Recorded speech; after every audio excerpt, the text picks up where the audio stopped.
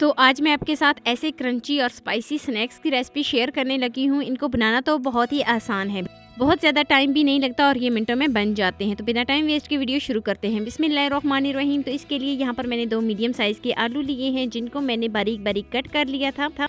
तो आलू को बहुत ही अच्छे तरीके से मैं धो लेती हूँ। एक पैन में आलू शामिल करूँगी, 1 गिलास पानी शामिल करूँगी और डो तैयार कर लेते हैं।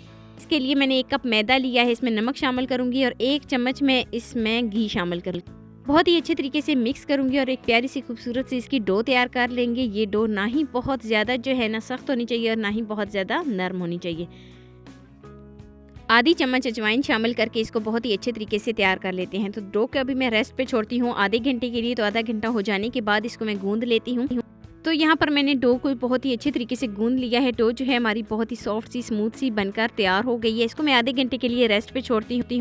दूसरी तरफ आलू जो हैं वो बिल्कुल सॉफ्ट हो चुके हैं। एक दफ़ा चेक कर लेते हैं। तो आलू को एक स्ट्रेनर में निकाल लेती हूँ। तो निकालने के बाद बहुत ही अच्छी तरीके से इनको मैश कर लेती हूँ। यहाँ पर मैंने एक मीडियम साइज़ का प्याज लिया था, प्याज शामिल करूँगी, हरी मिर्च शामिल करूँगी, कुछ मसाले इसमें शामिल करूँगी, जिसमें हरी मिर्च, धनिया पाउडर, थोड़ी सी हल्दी और नमक ऐड किया है। बहुत ही अच्छे तरीके से इसको कर लेती हूँ मिक्स। तो अच्छे तरीके से मिक्स करने के बाद जो मैंने डो तैयार करके रखी थी उसके 2 छोटे छोटे मैं पेड़े बना लूँगी। पेड़े बनाने के बाद जो है ना मैं थोड़ा सा हल्का सा डस्ट करूँगी नीचे और इन पेड़ों को मैं रोटी की तरह बेल लेती हूँ। बहुत ही अच्छे तरीके से मैं इनको रोटी की तरह जो है ना इस तरीके से बेलती हूँ।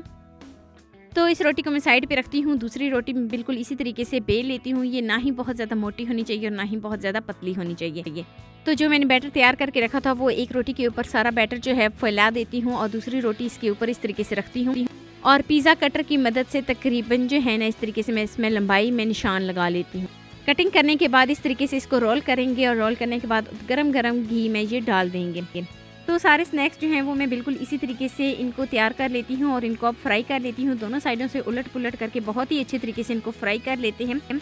तो फ्राई करने के बाद ऑयल को ड्रेन करेंगे और मैं आपको इन स्नैक्स की फाइनल लुक पे लेके जाती हूँ। तो मज़ेदार से हमारे स्नैक्स जो हैं वो बनकर तैयार हो गए हैं। कैसी लगी जी मेरी आपको आज की वीडियो? तो वीडियो आपको ज़रा सी भी अच्छी लगी हो तो लाइक कर देना। फर्स्ट टाइम है चैनल पे तो चैनल को लाजमी सब्सक्राइब कर देना और बेल आइकॉन को प्रेस कर देना ताकि मेरी डेली वीडियो आप तक पहुंच सके। दोस्तों के साथ, रिश्तेदारों के साथ शेयर लाजमी करना और मुझे एक प्यारा सा खूबसूरत सा फीडबैक लाजमी देना कि मेरी आपको आज की वीडियो कैसी लगी। मिलते हैं नेक्स्ट वीडियो में एक नई रेसिपी के साथ। अपना बहुत सारा ख्याल रखना। अल्लाह हाफिज़।